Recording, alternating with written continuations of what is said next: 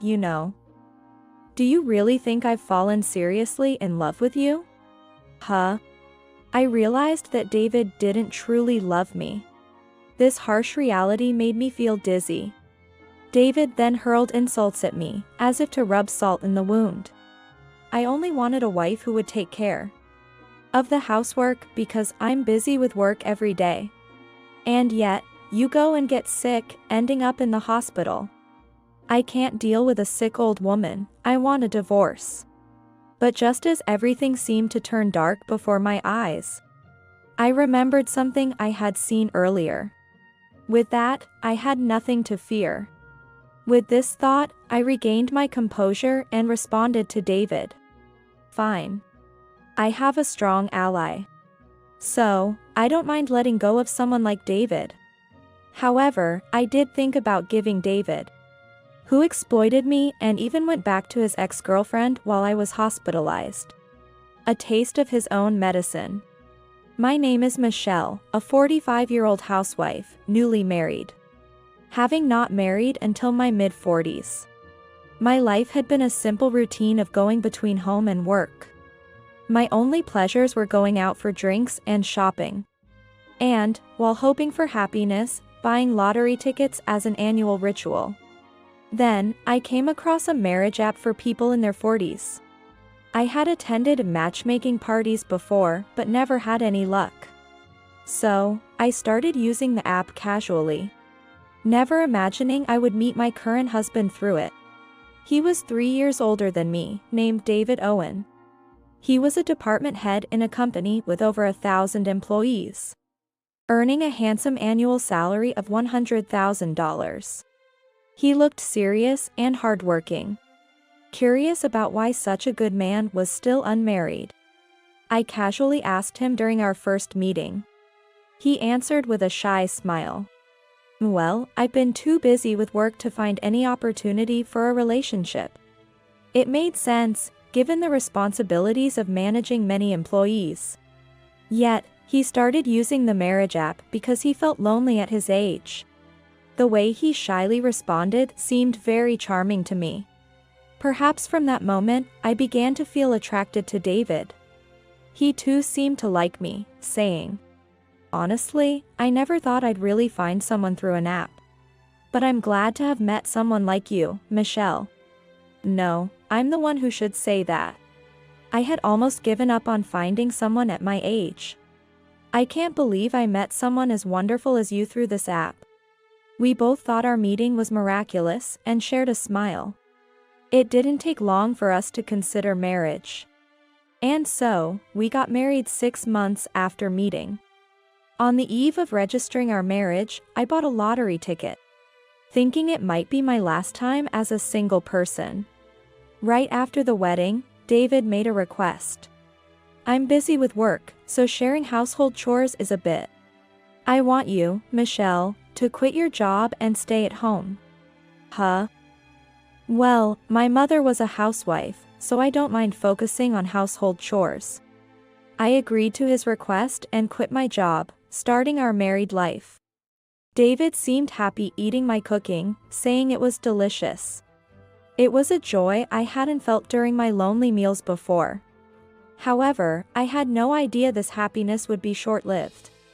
Just a month into our marriage, David's attitude changed drastically. At first, even if he worked late, he would come straight home. But recently, it wasn't unusual for him to come home late at night. Even if I waited with dinner prepared, he would say he had already eaten and didn't need it. I wished he had told me earlier. I held back my sadness and cleaned up the food. Even on the rare occasions he ate at home, he would complain about the meal. Ugh. I come home tired and you serve me fish I don't like? I can't eat such plain food. Make something with meat. Oh? But I don't have any meat today. I'll make a meat dish tomorrow, so please bear with this for today. If you don't have it, go buy it. I want meat, so make it now. Despite it being past 9 p.m., I was sent to buy meat from a supermarket about to close. David's arrogance wasn't just about food. No matter how carefully I cleaned, he always found something to complain about. He, being tall, would point out high places I couldn't reach without a stool and scold me for leaving dust. I can't reach those high places often, I'll clean them during the big cleaning. Please don't point them out all the time. But David would reply with a look of disdain. Shh. So you're going to leave dust in high places until the big cleaning? Short people really are useless. It hurt to be belittled for my height, but arguing back only led to more complaints. So I endured silently. Taking advantage of this, David complained about every household chore I did. All he did was laze around, claiming he was tired. At first, I thought he was kind and gentle, but his true nature began to show over time. Despite this, I told myself that this is what marriage is like and endured, being married at this age. But lately, I've been feeling heart palpitations and pain in my chest. What's wrong with me? Well, I think it'll pass soon.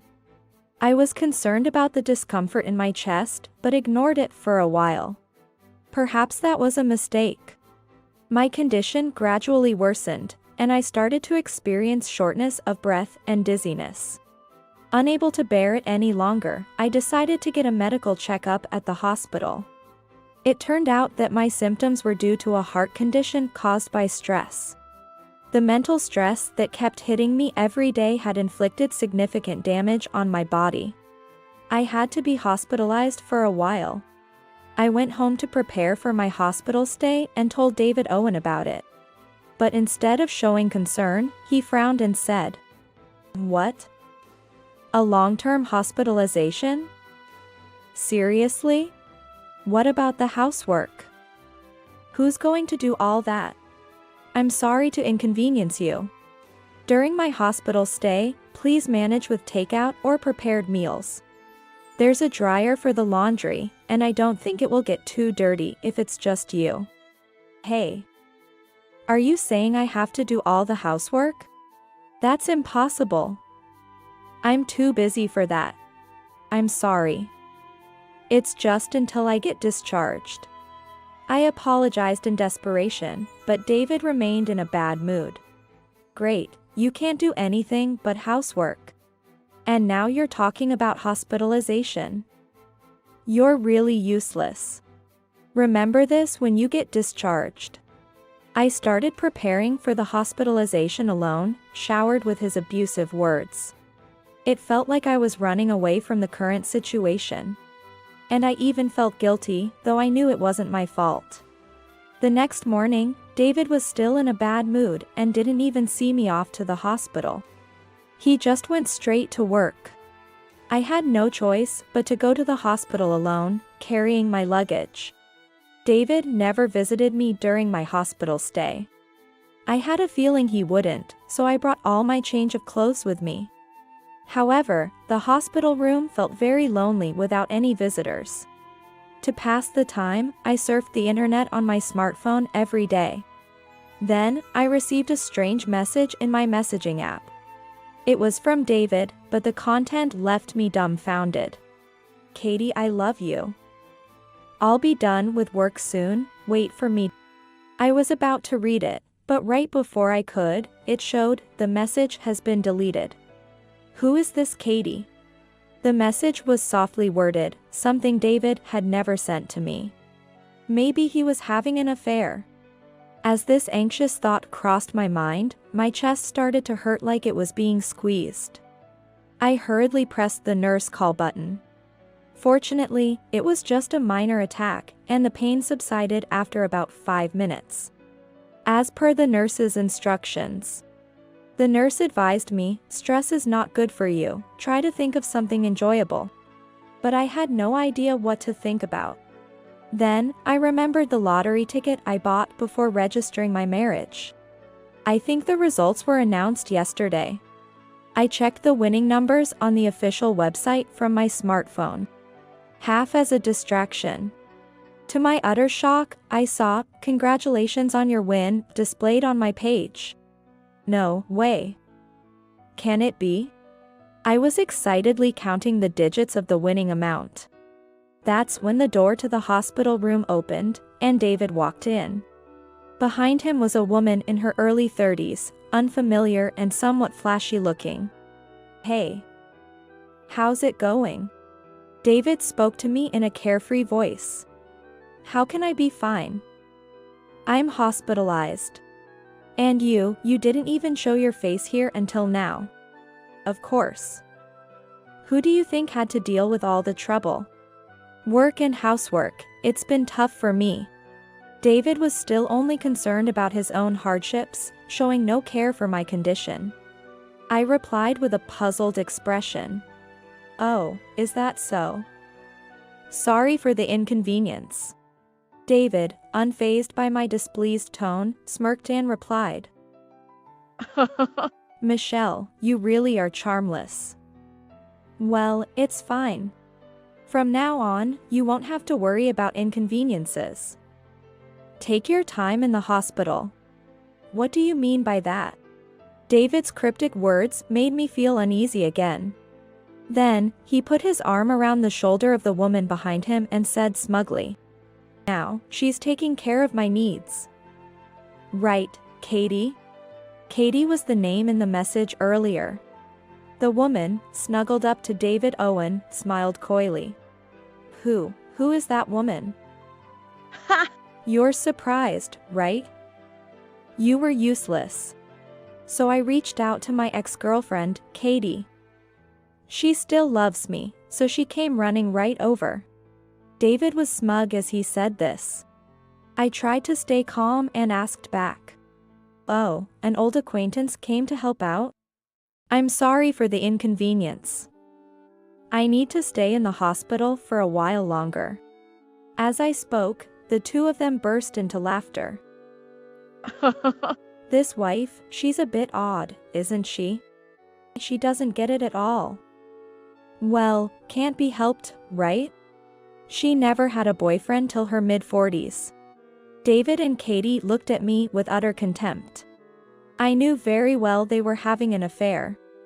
I wanted to say that, but getting worked up would only strain my heart more. So, I deliberately kept my response calm. David, seeing my silence, said something unbelievable. "Anyway, I don't need a frail, old woman anymore. From now on, I'm staying with Katie." Saying that, David thrust a piece of paper with green writing at me. It meant he wanted a divorce.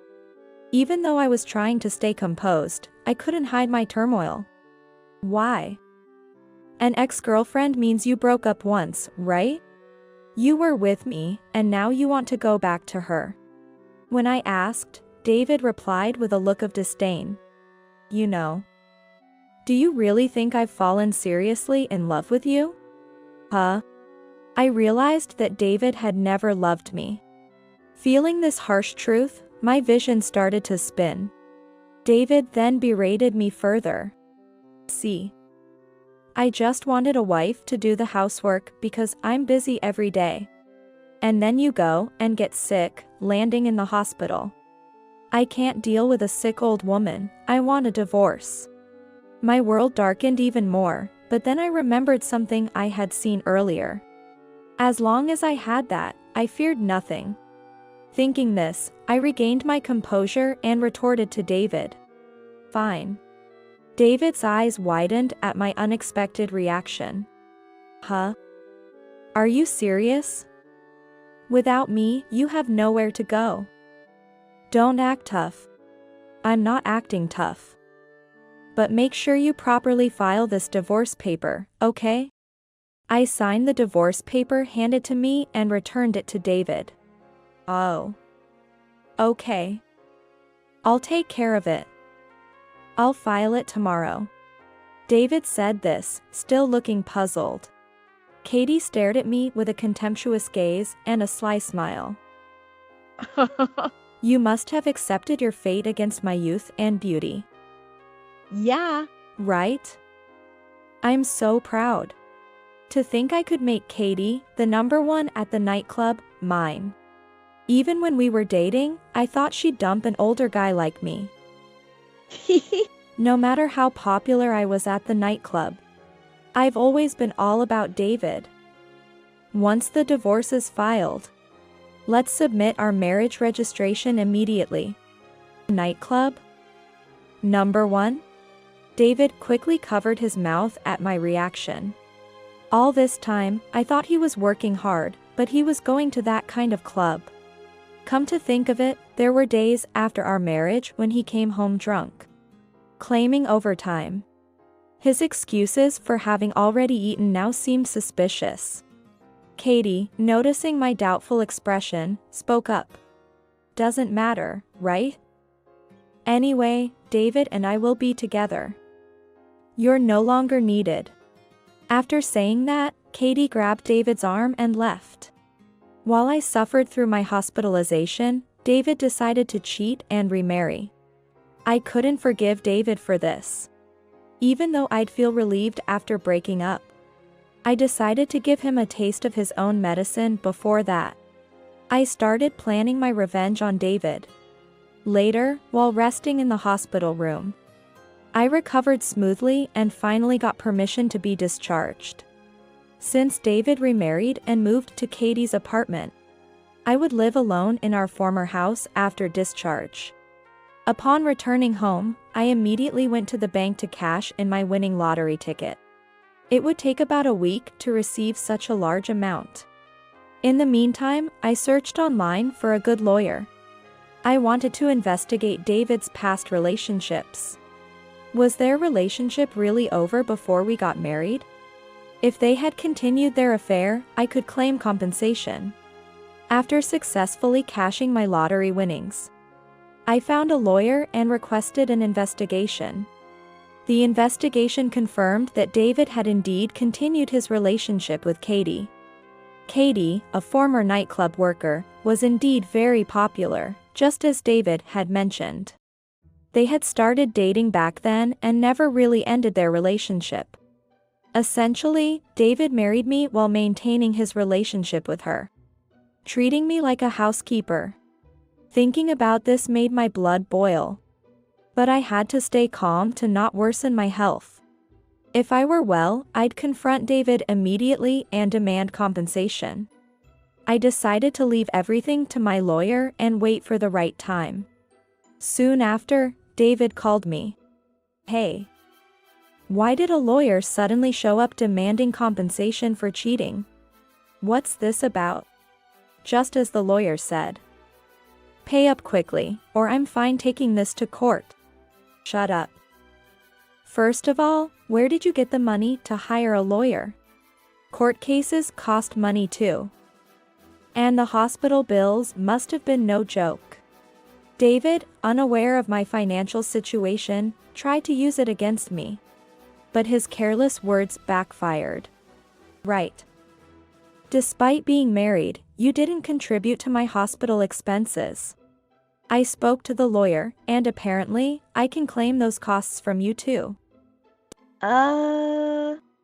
David's careless remark turned the tables in my favor.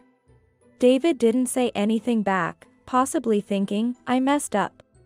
From the other end of the phone, I could hear a woman's voice saying, "Let me listen for a bit." It was likely Katie eavesdropped on the conversation. Hey. Do you even have the right to claim compensation? You got sick on your own and left your husband hanging. I was the one who took care of him, so if anyone should pay compensation, it's you. Right. Exactly. David, bolstered by Katie's presence, regained his confidence. But I calmly replied, "Oh? Didn't the lawyer tell you? They've already investigated that David continued his relationship with Katie after we were married. I hired a competent lawyer, so there's no escaping this. Stop bluffing. You keep saying this, but you don't have that kind of money." That's right. Despite your high income, you only gave me a monthly allowance of $1,700. I had to manage the rent, utilities, and groceries with that. Maybe that's worth claiming for compensation too. David had always been unfair to me. So, whatever he said only dug his grave deeper. A court case would clearly be in my favor. Keeping a meticulous record on the household budget app would serve as evidence. David still thought I was just bluffing. A competent lawyer, huh? That's a lie. Your lawyer can't be that great. Anyway, I won't be fooled. So, I sent him the link to the law firm I found online. This is the law firm I hired.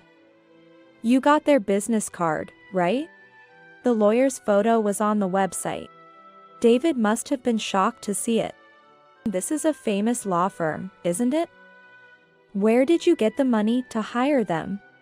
Hearing David's flustered voice, I figured it was time to reveal the truth. Actually, I won $5 million in this year's lottery, including the consecutive numbers prize. What? My revelation stunned David and Katie. No way. I never heard about you buying lottery tickets. I bought them with the money I earned before we got married. I didn't think I needed to report every little thing, did I? There was silence for a while, then David spoke in a panicked tone. You're home right now, right? I'm coming over, wait for me. What could David possibly want now? 20 minutes later, David arrived alone at my house, surprisingly with a cheerful demeanor. Michelle. I came to talk about dividing the assets. Huh? Dividing assets? David. When he came over looking pleased, I wondered what he could possibly be thinking. But really, I was speechless at the absurdity of what he said. Yeah, you bought the lottery ticket before marriage. But you cashed it after we were married, right? Then, as your husband, I should be entitled to half of it, right? Sorry, but that's impossible. I cashed it after our divorce was finalized. And the cause of our divorce was your infidelity. Don't say that. We were once married, so please. Even just a quarter would be fine. David said this while pleading with his hands together. I firmly rebutted his convenient proposal. No way. Not only will I not divide any property, but I also need to receive compensation from you. Well, about that. David seemed to be desperately thinking of something in his favor. Listen. The truth is, I was deceived by that woman. She was only interested in my job and came to me for that reason. She's a night worker, so she has lots of clients, and I think she might be involved with other men too. So what? What are you trying to say? Basically, I'm a victim who was deceived, not someone who cheated. Of course, I'll break up with her and never cheat again. So, can we start over? I was astounded by his ridiculous excuses. You think such nonsense is going to work? You definitely cheated. Look, there's plenty of evidence right here. I said this while scattering photos of David's infidelity on the table. The pictures showed David with his arm around Katie, entering and exiting a hotel. And scenes suggesting intimate activities in a park corner. All of them were clear evidence of his infidelity. Damn it. Collecting such things. David, looking frustrated, picked up the photos and spoke. Then, to add insult to injury, Katie appeared. Apparently, she had followed David but had been hiding in the shadows to observe the situation. Hey, David. Who are you calling a deceiver? Stop saying whatever you want. You were the one who came crying to me, right? Gah. Katie, you heard that. David seemed to be at his wit's end. Katie, having heard all of David's selfish justifications, was furious. Don't belittle me because I'm a former nightclub worker. I've always loved you, even after we broke up. What are you going to do about these feelings now? Bye. I'm sorry, I was wrong.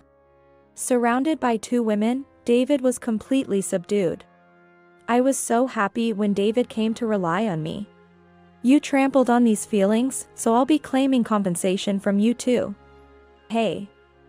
Why do I have to pay compensation to my affair partner? Affair partner? We were legally married for over a month, weren't we? Well, technically it was an affair, so. Seeing David's distressed expression, I almost burst out laughing. David. You can't sweet-talk your way out of understanding a woman's heart. David seemed completely disheartened by my words. With the matter seemingly resolved, I decided to call one more person who had been listening in. You can come out now. Huh? There's still someone else here? At my call, a person waiting in the next room entered. Hello. I've heard everything. You're the lawyer from that time. Yes, this lawyer had told me to contact him anytime if something happened. So, when David said he was coming to my house, I immediately contacted him. The lawyer had quietly entered the house through the back door and waited in the next room. Mr. Owen. As Michelle told you earlier, you have no rights to property division. Regarding the compensation, considering Katie's involvement, we will reevaluate that matter. Hearing this from the lawyer, David was left gaping, in a daze. With everything resolved, I finally felt relieved. Afterwards, I received compensation from David Owen. And we settled the property division by splitting his income during our marriage. David is now divorced from Katie and seems to be living alone. However, David's company is a major corporation with strict rules. His affairs and successive divorces became known to his company.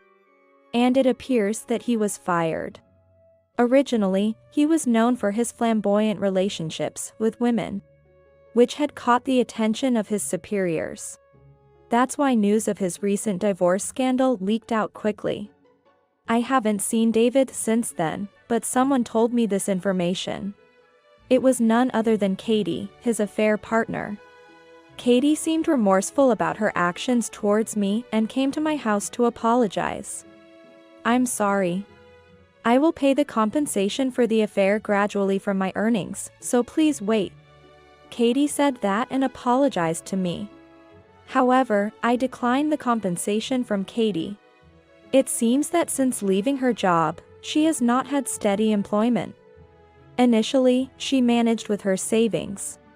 But her lavish spending habits from her nightclub days didn't disappear. And now her savings are depleted. That's why she clung to David, who had money, and tried to stay with him by any means. But, I know it sounds like an excuse, but it's true that I loved David. I remembered the earnest look in her eyes when she said she had always loved David. That's why I decided to let things go smoothly with Katie. On the other hand, David lost his job and was in a financial crisis due to paying compensation to me and Katie. So, he was evicted from the apartment he moved into because he couldn't pay the rent. Then he came to me with a pleading look in his eyes. Michelle, I really messed up. Please forgive me this one time. From now on, I'll do whatever you say, just let me stay here. And of course, I'm not asking for money, just to stay. David spoke in a pitiful voice. I casually replied. Sure, you can stay here as long as you want. Really? Oh, thank you so much. I let David into the house for the time being. But that night, while David was asleep, I packed my belongings. I had been looking for a new place to move to and had recently completed the arrangements. At dawn, when David woke up, the moving truck was already there. Hey. What's going on? Why are you packing so much stuff? Where are you going? Oh, I'm moving today. You know this house is a rental, right? So from now on, you'll have to pay the rent yourself. It's $1,000 per month. What? I can't afford that right now. You tricked me. I haven't tricked you. I just said you could stay here as long as you want. So, Good luck with the rent. Bye. Bye. I left the house, saying that. Since then, I've canceled my cell phone and made sure David can't contact me. Of course, I didn't give him my new address. Sometime later, I happened to meet the landlord of the house where David and I used to live together. When I asked about David, it seems he left because he couldn't pay the rent. Where he went is unknown to anyone. Well, I've left David to his own devices, and am now living a luxurious life in my dream high-rise condo. The window offers a panoramic view of the city, truly a prime location. As for my health, I've completely recovered from the stress of being apart from David. The high-rise condo has a fitness room on the first floor, so I can exercise every day. Also, since it's pet-friendly, I've started keeping a Pomeranian, which I've always loved. From now on, this female Pomeranian named Mocha is my precious family. But even though I got $5 million from the lottery, I can't just play around. I've always liked working. So I decided to be rehired by the company I worked for before my marriage. Coincidentally, I saw a mid-career recruitment ad on a job site the day I moved. When I inquired, it turned out they were struggling to find good personnel after I left. So, when I asked to be rehired, my supervisor was delighted. Now I'm comfortable in my cozy residence and familiar work environment. I've achieved the ideal lifestyle. Although I wasn't blessed with a happy marriage, from now on, I plan to enjoy living life my way. That is the greatest happiness for me now.